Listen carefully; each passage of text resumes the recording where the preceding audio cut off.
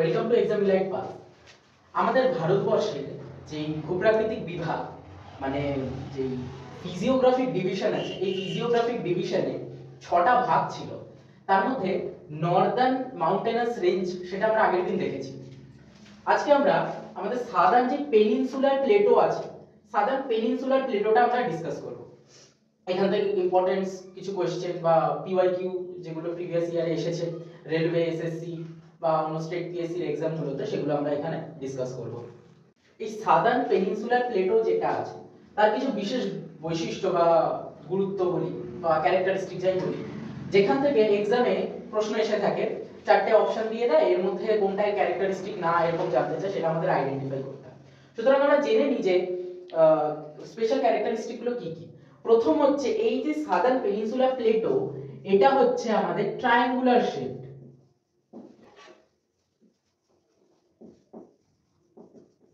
এটা triangular shape, আর হচ্ছে এর হাইট এভারেজে 600 টু 900 মিটারের মধ্যে থাকে।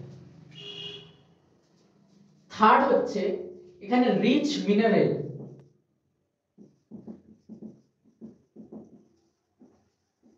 বিভিন্ন মিনারেল এই এরিয়াতে পাওয়া যায়, কারণ এটা হচ্ছে আমাদের ইন্ডিয়ার ওল্ডেস্ট ল্যান্ডমাস।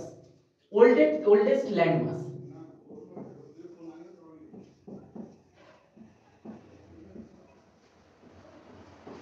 এবার যে বললাম রিচ উইথ মিনারেলস, এখানে বিভিন্ন রকমের মিনারেলস পাওয়া যায় যেগুলো আমাদের ভারতের অনেক অর্থনৈতিক কাজে লাগে। এগুলো তো আমরা জানি। মিনারেলস গুলো আমি আলাদা করে ভিডিও যখন বানাবো সেখানে বলবো কোথায় কোন মিনারেল গুলো পাওয়া যায়, খুব ইম্পর্টেন্ট একদম বাছাই করা জিনিসগুলো যেগুলো এক্সাম ওরিয়েন্টেড। তবে আমি একটু, যেমন আমরা জানি যে কোলার গোল্ড মাইন যেটা আছে, যেটা নিয়ে কেজিএফ মুভি বেরিয়েছিল, তো সেটা আমাদের এই পেনিনসুলার প্লেটোরই একটা অংশ। আমাদের যে ইন্ডিয়ার যে সাদার্ন পেনিনসুলার প্লেটো আছে, এটাকে মূল 3টে ভাগে ভাগ করা যায়। কি কি সেগুলো? একটা হচ্ছে সেন্ট্রাল হাইল্যান্ড, দ্বিতীয় হচ্ছে ডেকান প্লেটো, এন্ড থার্ড হচ্ছে ইস্টার্ন প্লেটো। এই যে সেন্ট্রাল হাইল্যান্ড আছে, এই সেন্ট্রাল হাইল্যান্ডে কয়েকটা গুরুত্বপূর্ণ প্লেটো আছে আর কিছু গুরুত্বপূর্ণ রেঞ্জ আছে, সেগুলো আমাদের একটু জানতে হবে। কি কি? একটা হচ্ছে মালবা প্লেটো, মারওয়াড় প্লেটো, বুন্দেলখণ্ড, বিন্ধ্য সাতপুরা, মহাদেব আর মাইকেল রেঞ্জ। এইগুলো কোথায় কোথায় অবস্থিত একটু আমরা ম্যাপের সাহায্যে বোঝার চেষ্টা করি। প্রথমে আমরা জানি যে এই বরাবর আমাদের আরাভালি রেঞ্জ আছে। এই যে আরাভালি রেঞ্জ, এই আরাভালি রেঞ্জ আর এখানে যে আমাদের বুন্দেলখণ্ড রেঞ্জ আছে, বুন্দেলখণ্ড প্লেটো আছে, এর ঠিক এই মাঝ বরাবর অংশটা হচ্ছে বলা হয় মালবা প্লেটো। এটা হচ্ছে মালবা প্লেট। তাহলে এটা কি বুন্দেলখণ্ড? বুন্দেলখণ্ডের পরে আছে বিন্ধ্য সাতপুরা, মহাদেব আর মাইকেল রেঞ্জ। আমরা জানি এই বরাবর আছে বিন্ধ্য পর্বত। এই বিন্ধ্য পর্বতের সর্বোচ্চ শৃঙ্গ কি? সাতভাবনা। এই বিন্ধ্য পর্বত আর এখানে আছে আমাদের সাতপুরা, মহাদেব আর মাইকেল রেঞ্জ। এই সাতপুরা সর্বোচ্চ শৃঙ্গ কি? সাতপুরা সর্বোচ্চ শৃঙ্গ হচ্ছে ধূপগড়। এই বিন্ধ্য পর্বত আর সাতপুরা এর মাঝে হচ্ছে নর্মদা রিভার।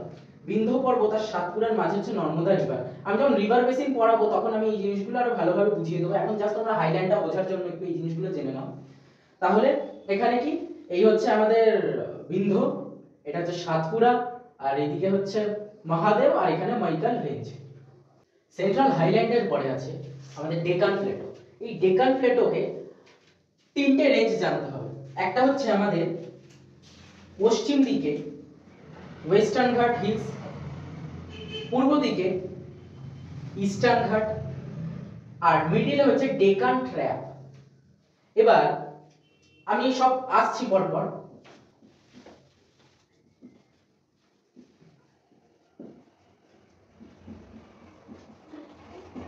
এই জায়গাটার নাম ডেকান ট্র্যাপ কেন? এই জায়গাটার নাম ডেকান ট্র্যাপ হওয়ার কারণ হচ্ছে এই পশ্চিম দিক বরাবর ভলক্যানিক ইরাপশন হয়েছিল। এই ভলক্যানিক ইরাপশনের ফলে কি হয়েছে, পশ্চিম দিক থেকে পূর্ব দিকে লাভা ধাপে ধাপে নেমে এসে জমাট বেঁধেছে। সেই জন্য এই জায়গাটার নাম ট্র্যাপ। পরীক্ষার প্রশ্ন আসে যে এই জায়গাটা ট্র্যাপ কেন বলা হয়? এটাই হচ্ছে ট্র্যাপ, কারণ এখানে ধাপে ধাপে লাভা এসে জমাট বেঁধেছে, সেই জন্য এটাকে ট্র্যাপ বলা হচ্ছে। আর এটা হচ্ছে ওয়েস্টার্ন ঘাট, আর এটা হচ্ছে ইস্টার্ন ঘাট। ওয়েস্টার্ন ঘাট কিন্তু কন্টিনিউয়াস আছে, মাঝে মাঝে কিছু গ্যাপ আছে, ওই গ্যাপগুলোকে ঘাট বলা হয়, যেমন পল ঘাট, ভোর ঘাট। এগুলো আমরা পরে পড়বো, আমরা যখন পাস গুলো পড়বো, আমাদের ইন্ডিয়ার যে বিভিন্ন পাস গুলো আছে, পাস গুলোতে আমরা এগুলো জানবো। আপাতত ওয়েস্টার্ন ঘাটটা জেনে নাও যে এই ওয়েস্টার্ন ঘাটের সর্বোচ্চ শৃঙ্গ বা হাইয়েস্ট পিক হচ্ছে আনাই নদী। আর ইস্টার্ন ঘাট হচ্ছে ডিসকন্টিনিউয়াস, এটা কিন্তু কন্টিনিউয়াস না ওয়েস্টার্ন ঘাটের মতো, ডিসকন্টিনিউয়াস আছে। এই ওয়েস্টার্ন ঘাটের হাইয়েস্ট পিক হচ্ছে জিন্দাঘাট আর সেকেন্ড হাইয়েস্ট হচ্ছে মহেন্দ্রগিরি। এটা যেন গুলিয়ে না যায়, এক্সামে কিন্তু অনেকে দুটো অপশন দিয়ে যায় যে মহেন্দ্রগিরি জিন্দাঘাট। এখানে আমাদের জানতে হবে জিন্দাঘাটা হচ্ছে ইস্টার্ন ঘাটের সর্বোচ্চ শৃঙ্গ হাইয়েস্ট পিক আর সেকেন্ড হাইয়েস্ট হচ্ছে মহেন্দ্রগিরি।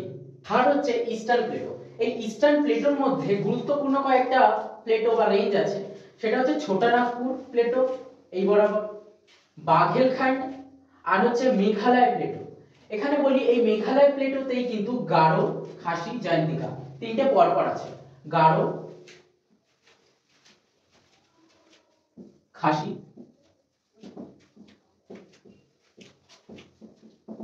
জয়ন্তিকা। আর এইখানে এই যে ছোটানাগপুর প্লেটো, এই ছোটানাগপুর প্লেটোটাকে এটা হচ্ছে গন্ডোয়ানা কোল্ডফিল্ড এর আন্ডারে। কোশ্চেন এসেছিল যে ছোটানাগপুর প্লেটো যে কোল্ডফিল্ড আছে এটা কোন কোল্ডফিল্ড, এটা হচ্ছে গন্ডোয়ানা কোল্ডফিল্ড। আর এর হাইয়েস্ট পিক হচ্ছে পরেশনাগ। তাহলে ছোটানাগপুর প্লেটোর হাইয়েস্ট পিক পরেশনাগ, এটা কিন্তু ঝাড়খণ্ডের মধ্যে পড়ছে। আর একটা ইম্পর্টেন্ট জিনিস বলে রাখি, সেটা হচ্ছে এই ছোটানাগপুর প্লেটোর এখানে রাজমহল পাহাড় আছে। এই রাজমহল পাহাড় আর এখানে মেঘালয় প্লেটো, এই দুটোর মিডিলের যে গ্যাপটা, এই গ্যাপটাকে বলা হয় মালদা গ্যাপ।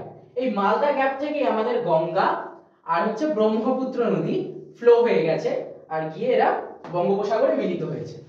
আর কিছু গুরুত্বপূর্ণ জিনিস যেগুলো কিনা এই পেনিনসুলা থেকে এসে থাকে আমার একটু বলা হয়নি, সেই জিনিসগুলো হচ্ছে এখানে যে সাতপুরা রেঞ্জটা আছে, এই সাতপুরা রেঞ্জের এটা হচ্ছে একটা ওয়াটার ডিভাইডার হিসেবে কাজ করছে, জলবিভাজিকা। কিসের জলবিভাজিকা না, নর্মদা আর তাপ্তি এই দুটো রিভারের জলবিভাজিকা হিসেবে কাজ করছে সাতপুরা রেঞ্জ।